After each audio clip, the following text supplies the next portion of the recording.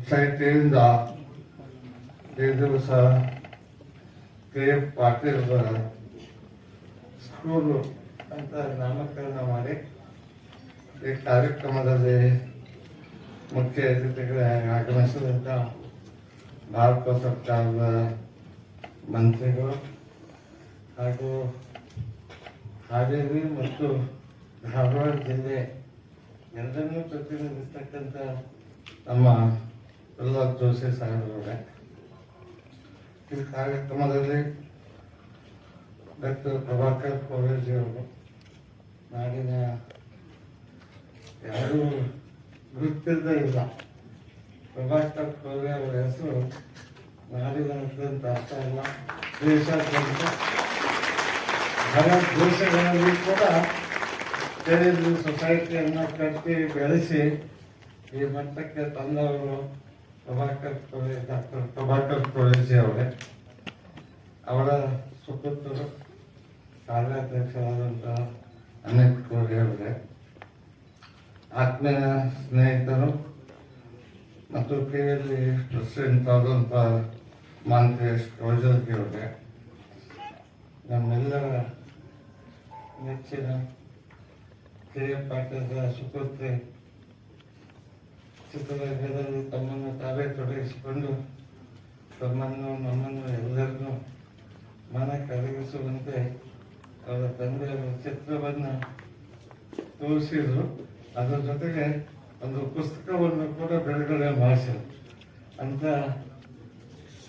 ನಮ್ಮ ಮಾತೃ ಸ್ವರೂಪರಾದಂಥ ಅರುಣರಾಜ ಪಾಟೀಲ್ ಮೇಡಮ್ ಅವರೇ, ಕಾಲೇಜಿನ ಪ್ರಿನ್ಸಿಪಾಲ್ ಡಿ ಸಿ ಅವರೇ, ಕಾರ್ಯದರ್ಶಿಗಳಾದಂಥ ದೇಸಾಯಿ ಅವರೇ, ಮುಂಭಾಗದಲ್ಲಿರುವ ಎಲ್ಲ ಹಿರಿಯರು, ಇವತ್ತು ನನ್ನ ಸೌಭಾಗ್ಯ, ನಾನು ನೆನೆಸ್ಕೊಂಡು ಇರಲಿಲ್ಲ, ನಾನು ಚೀಫ್ ಗೆಸ್ಟ್ ಆಗಿ ಕೆ ಎಫ್ ಪಾಟೀಲರ ಸ್ಕೂಲನ್ನು ಉದ್ಘಾಟನಾ ಕಾರ್ಯಕ್ರಮದಲ್ಲಿ ಬರ್ತಾನಂತ ನನಗೆ ಗೊತ್ತಿರಲಿಲ್ಲ. ಅದು ಒಂದು ದಿವಸ ಪ್ರಭಾಕರ್ ಕೋರೆ ಸಾಹೇಬರು ಇದ್ದಕ್ಕಿದ್ದಂಗೆ ಫೋನ್ ಮಾಡಿದ್ರು. ನನಗೆ ಆಶ್ಚರ್ಯ ಆಯಿತು, ಮಾತಾಡಿದೆ. ಇಲ್ಲ, ನಾವು ಕೆ ಎಫ್ ಪಾಟೀಲ್ ಹೆಸರನ್ನು ಅವ್ರ ಸ್ಕೂಲ್ ತೆಗೆದಿದ್ದೀವಿ, ಅದಕ್ಕೆ ಚೀಫ್ ಗೆಸ್ಟ್ ಆಗಿ ಬರಬೇಕು. ನನಗೆ ತುಂಬ ಖುಷಿ ಆಗ್ಬಿಡ್ತು. ಏನು ನಮಗೆ ಇದ್ದಕ್ಕಿದ್ದಾಗ ಸಾಹೇಬರು ಫೋನ್ ಮಾಡಿ ಹೇಳಿದಾಗ ಬೇರೆ ಖುಷಿ ಆಯಿತು. ಮೇಡಮ್ ಅವರು ಮಾತಾಡಿದರು. ಹಾಗಾಗಿ ನಾನು ಕೆ ಎಫ್ ಪಾಟೀಲ್ ಸ್ಪರ್ಧೆ ಮಾಡಿದಂಥ ಬ್ಯಾಡಗಿ ಕ್ಷೇತ್ರದ ಶಾಸಕನಾಗಿ ಮತ್ತು ಅವರು ಹುಟ್ಟಿದ ಊರಿನ ಮತದಾರರ ನನ್ನ ಮತ ಹಾಕಿ ಆರಿಸ್ತಾನೆ. ಕೆ ಎಫ್ ಪಾಟೀಲರು ಒಬ್ಬ ಸನ್ಯಾಸಿ, ಸಂಸಾರಿಕರಾಗಿದ್ದರೂ ಸಹಿತ ನಾಡಿನ ರಾಜಕಾರಣದಲ್ಲಿ ಏನನ್ನೂ ಬಯಸದೆ, ಏನನ್ನೂ ಮಾಡದೆ ಸಂತರಾಗಿ ಜೀವನವನ್ನು ನಡೆಸುತ್ತಿದ್ದರು ಅನ್ನೋದಕ್ಕೆ ನಾನು ಕೂಡ ಅವ್ರ ಜೊತೆಗೆ ಇರ್ತಿದ್ದೆ. ನಮ್ಮ ನನ್ನವರು ಪಾಟೀಲ್ ಬಂದಿದ್ದಾರೆ, ನಾವು ಅವರು ಸತತವಾಗಿ ಅವ್ರ ಜೊತೆಗೆ ಇರ್ತಿದ್ವಿ. ಆದರೆ ಅವರು ಒಂದು ಕನಸಿತ್ತು, ಏನಂತ ಹೇಳಿದ್ರೆ ಅಪ್ಪರ್ ತುಂಗವನ್ನು ನಮ್ಮ ಹಾವೇರಿ ಜಿಲ್ಲೆಯಾದ್ಯಂತ ಹರಿಸ್ಬೇಕು, ಅಪ್ಪರ್ ತುಂಗ ಡ್ಯಾಮ್ ಕಟ್ಟಬೇಕು ಅಂತ ಒಂದು ಕನಸಿತ್ತು. ನಾವು ಹೋದಾಗೆಲ್ಲ ಹೇಳ್ತಿದ್ವಿ ಅಪ್ಪರ್ ತುಂಗ ತರಬೇಕು ಅಂತ ಹೇಳಿ. ನಾವೆಲ್ಲ ಕೇಳ್ತಿದ್ವಿ, ಮುಂದೆ ನಮಗೆಲ್ಲ ಏನು ಮಾಡೋಕ್ಕಾಗ್ತದೆ ಅಂತ ಹೇಳಿ ಸುಮ್ಮನೆ ಇರ್ತಿದ್ವಿ. ಆವಾಗ MLC ಆಗಿ ನಮ್ಮ ಪದವೀಧರ ಕ್ಷೇತ್ರದಿಂದ H.K. ಪಾಟೀಲ್ ಬರ್ತಾ ಇದ್ರು, ಅವರಿಗೂ ಹೇಳ್ತಿದ್ರು. ಮುಂದೊಂದು ದಿನ ನಾನು ಶಾಸಕನಾಗಿ ಬ್ಯಾಡಗಿಯಿಂದ H.K. ಪಾಟೀಲ್ ನೀರಾವರಿ ಮಂತ್ರಿಗಳಾದರು, S.M. ಕೃಷ್ಣರವರು ಮುಖ್ಯಮಂತ್ರಿ ಆದರು. ಅವಾಗ H.K. ಪಾಟೀಲ್ ನನಗೆ ಹೇಳಿದರು, ನಿಮ್ಮ ಮಾತು S.M. ಕೃಷ್ಣರವರು ಕೇಳ್ತಾರೆ, ನೀನು ಹೋಗಿ ಒಂದು ನಮಸ್ಕಾರ ಮಾಡಿ ಈ 70 ಪ್ರಾಜೆಕ್ಟನ್ನು ಮುಗಿಸ್ಬೇಕು ಅಂತ ಹೇಳಿ ದುಡ್ಡು ಕೊಡಿಸ್ಬೇಕು ಅಂತ ನೀನು ಹೇಳ್ಬೋದು. ನಾನು ಮಧ್ಯಾಹ್ನ ಹೋದೆ, ಮುಖ್ಯಮಂತ್ರಿಗಳು ಫೈಲ್ ಮಾಡ್ತಾ ಇದ್ರು, ಕಾಲು ನಿಂತು ಅವ್ರಿಗೆ ಗಾಬರಿ ಆಯ್ತು. ಸರ್, ನಾನೇನು ಮಂತ್ರಿಗಳಿಗೆ ಕೇಳಕ್ಕೆ ಬಂದಿಲ್ಲ, ಮತ್ತು ನಾನು ನಿಗಮದ ಅಧ್ಯಕ್ಷರು ಮಾಡಿ ಅಂತ ಬಂದಿಲ್ಲ. ಅಪ್ಪರ್ ತುಂಗ ಮುಗಿಸ್ಬೇಕು, ಅದಕ್ಕೆ ಸಾಕಷ್ಟು ದುಡ್ಡು ಕೊಡಬೇಕು. ನಮ್ಮ ಕಾಲದಲ್ಲಿ ಮುಗಿಬೇಕು. ಅದು ಕೆ ಎಫ್ ಪಾಟೀಲ್ ಆಸೆ ಆಗಿದೆ, ಅದರಿಂದ ಮಾಡಬೇಕು ಅದನ್ನು. ಆಮೇಲೆ ರಂಗನಾಥ್ ಅಂತ ಹೇಳಿ ಪ್ರಿನ್ಸಿಪಾಲ್ ಸೆಕ್ರೆಟರಿ ಕರೆಸಿದ್ರು. ನೋಡಪ್ಪ ಇವೇನೇ ಹೇಳಕತ್ತ ಎಚ್ ಕೆ ಪಾಟೀಲ್ ಕಳಿಸಿ ಮೀಟಿಂಗ್ ಮಾಡುವಂದ್ರು. ಅವತ್ತು ಮೀಟಿಂಗ್ ಮಾಡಿ ನೋಡ್ರ 300 ಕೋಟಿ ದುಡ್ಡು ಕೊಟ್ಟರು. ಬಹಳ ವೇಗದ ಗತಿಯಲ್ಲಿ ಅದು ಮುಗಿಸಬೇಕಾಯ್ತು. ಮುಂದೆ ಬಂದಂಥ ಎರಡೂ ಸರ್ಕಾರಗಳು ಸೇರಿ ಇವತ್ತು ನಮ್ಮ ಹಾವೇರಿ ಜಿಲ್ಲೆ ಮಂಡ್ಯ ಆಗಿದೆ. ಅದರ ಕನಸು ನಮ್ಮ ಕೆ ಎಫ್ ಪಾಟೀಲ್ರು, ಅದು ನನಸಾಗಿದೆ. ಇವತ್ತು ನಾವೆಲ್ಲ ಗದ್ದಲದ ನಾಡು, ಬರಗಾಲದ ಪರಿಸ್ಥಿತಿ ಇದ್ದವರು ಎಲ್ಲ ಕೆರೆಗಳನ್ನು ತುಂಬಿಸಿದವೆ. ಜಿಲ್ಲೆಯಾದ್ಯಂತ ಕೆರೆಗಳನ್ನು ತುಂಬಿಸಿದವೆ. ಅಡಿಕೆ, ತೆಂಗು, ಕಬ್ಬು, ಬಾಳೆ ಎಲ್ಲವನ್ನು ಬೆಳೆದು ಮಂಡ್ಯದಲ್ಲಿದ್ದೇವೆ ಅಥವಾ ನಾವು ಹಾವೇರಿಯಲ್ಲಿದ್ದೇವೆ ಅನ್ನೋದಕ್ಕೆ ಕೆ ಎಫ್ ಪಾಟೀಲ್ರು ಸಾಕ್ಷಿ. ಅವರು ನಮ್ಮೆಲ್ಲರ ಅಂತರಾತ್ಮದಲ್ಲಿ ಇದ್ದಾರೆ ಅನ್ನೋದನ್ನ ಹೇಳಿದ್ರು. ಅಷ್ಟೇ ಅಲ್ಲ, ಅವರು ಗ್ರಾಮ ಮಂಟಪವನ್ನು ಕಟ್ಟಿ ಹನುಮನಮಟ್ಟಿಯಲ್ಲಿ ಕೃಷಿ ವಿಜ್ಞಾನ ಕೇಂದ್ರವನ್ನು ಮಾಡಿ ಬಹಳ ದೊಡ್ಡ ಕನಸು. ಅಲ್ಲಿ ಎಲ್ಲ ಮಕ್ಕಳು ಕೂಡ ಅಲ್ಲೇ ಓದ್ತಿದ್ರು.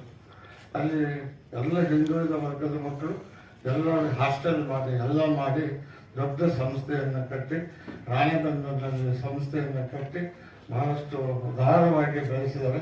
ಆ ಸಂಸ್ಥೆಯನ್ನ ಇವತ್ತು ಕೋರೆ ಸಾಹೇಬರಿಗೆ ಕೊಡುಗೆಯಾಗಿ ಉಡುಗೊರೆಯಾಗಿ ಕೊಟ್ಟಿದ್ದಾರೆ. ಅವರು ಅದನ್ನ ಅವ್ರಿಗಿಂತ ಹೆಚ್ಚು ಬೆಳೆಸಿ ಇವತ್ತು ಅತ್ಯಂತ ಉತ್ತಮವಾದಂತ ಸಂಸ್ಥೆಯನ್ನಾಗಿ ಮಾಡಿದ್ದು ಕೀರ್ತಿ ನಮ್ಮ ಕೋರೆ ಸಾಹೇಬರಿಗೆ ಬರ್ತಾರೆ. ಆದ್ದರಿಂದ ನಾನು ಮಾಂತೇಶನ ಒಂದು ಮಾತು ಹೇಳಿದೆ ಆಗಲೇ, ಹನುಮನಮಟ್ಟಿಯನ್ನು ಕಟ್ಟಿ ಬೆಳೆಸಿದ್ದಾರೆ. ಕೃಷಿ ವಿಜ್ಞಾನ ಕೇಂದ್ರಕ್ಕೆ ಸರ್ಕಾರಕ್ಕೆ ಈಗಾಗಲೇ ನಾನು ಮನವಿ ಕೊಟ್ಟಿದ್ದೇನೆ. ಅದರ ಹೆಸರನ್ನ ಕೆ ಎಫ್ ಪಾಟೀಲ್ ಹೆಸರನ್ನು ಇಡಬೇಕು. ನಾನು ಇಬ್ಬರು ಪ್ರಯತ್ನ ಮಾಡೋಣ ಅಂತ ಹೇಳಿ ಮುಂದಿನ ದಿನಗಳಲ್ಲಿ ಅದನ್ನು ಮಾಡಿ ಉದ್ಘಾಟನೆಯನ್ನು ಮಾಡಿರ್ತಕ್ಕಂಥ ಅವಕಾಶ ಬರ್ತದೆ ಅಂತ ನಾನು ಭಾವಿಸ್ತೇನೆ. ಅದರ ಜೊತೆಗೆ ಕೆ ಎಫ್ ಪಾಟೀಲ್ರು ನಾಡಿನಾದ್ಯಂತ ಬೆಂಗಳೂರಿನಲ್ಲಿ ಅವ್ರ ಹೆಸರಿನಿಂದ ಪಾರ್ಕ್ ಮಾಡಿದ್ದಾರೆ. ಬೆಂಗಳೂರಿನಲ್ಲಿ KLE ಸಂಸ್ಥೆಯವರು ಇವತ್ತು ಸ್ಕೂಲ್ ಕಟ್ತಾ ಇದ್ದಾರೆ.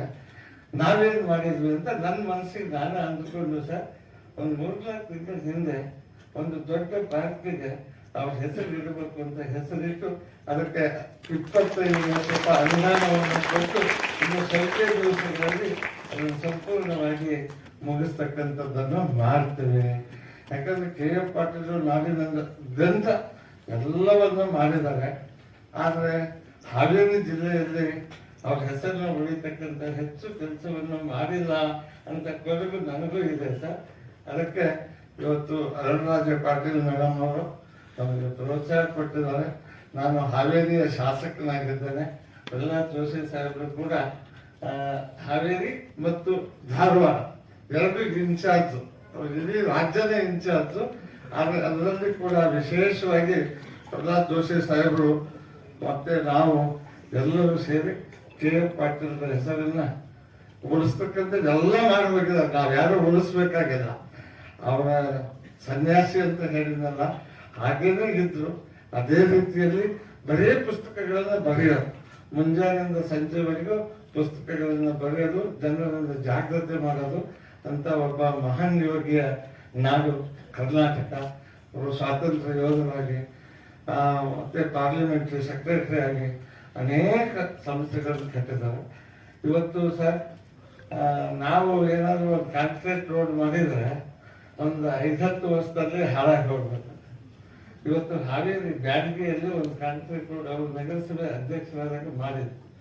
120-130 ವರ್ಷ ಆಗಿರ್ಬೋದು. ಎಲ್ಲಿ ಒಂದು ಬೆಳಕೆ ಕಿತ್ತಿಲ್ಲ.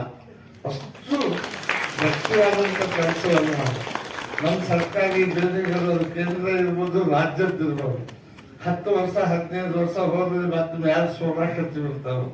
ಅತ್ಯಂತ ಪ್ರಾಮಾಣಿಕವಾಗಿ ನಿಷ್ಠುರತೆಯಿಂದ ನಡೆದುಕೊಳ್ತಕ್ಕಂಥ ಒಬ್ಬ ದಕ್ಷ ಪ್ರಾಮಾಣಿಕ ರಾಜಕಾರಣಿಯನ್ನ ಇವತ್ತು ಹುಡುಕಬೇಕು ಅಂದ್ರೆ ನಾವು